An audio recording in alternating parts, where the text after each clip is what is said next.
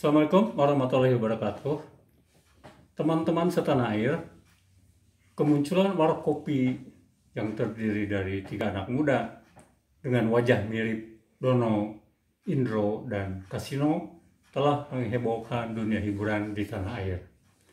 Lalu Indro sebagai ahli waris atau sebagai pemilik, sebagai personel Warkop DKI, dan juga anak-anak Dono dan anak Kasino sebagai ahli waris Warkop DKI mempersoalkan secara hukum dan memberikan somasi supaya Warkopi menghentikan kegiatannya dan mengganti nama mereknya.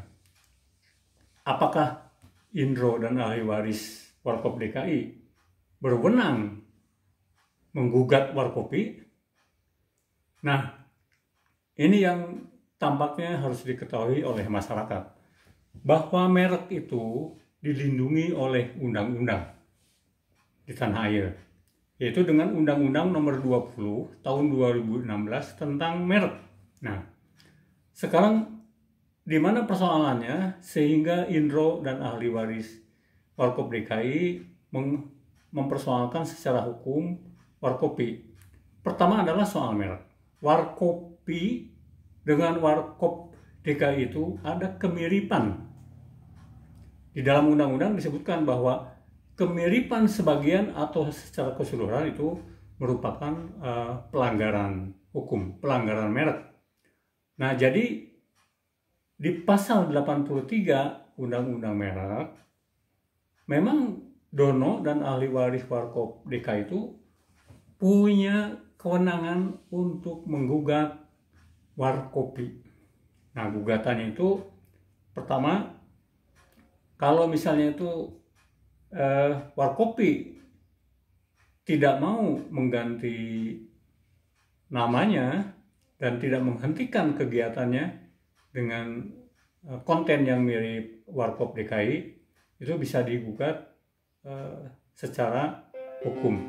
Tapi kalau misalnya itu Warkopi mengganti namanya, misalnya itu dengan apalah, bukan dengan Warkopi, kemudian juga pengkarakteran kontennya itu juga tidak meniru-niru Dono, kemudian Kasino dan Indro, itu selesai. Artinya tidak ada gugatan secara hukum. Nah, kita lihat bahwa Warkopi ini 3 anak muda ini memang sebetulnya kreatif, dia masuk ke dunia hiburannya. Cuma mereka kurang tahu atau kurang wawasan mengenai undang-undang hak merek. Jadi secara hukum merek itu dilindungi. Apalagi kontennya dan pengkarakteran 3 personil ini meniru-niru secara pakaian, secara gestur, gerak tubuh, itu meniru-niru personil Warkop DKI. Jadi memang ada kesengajaan, ada niat untuk meniru kesuksesan Warkop DKI.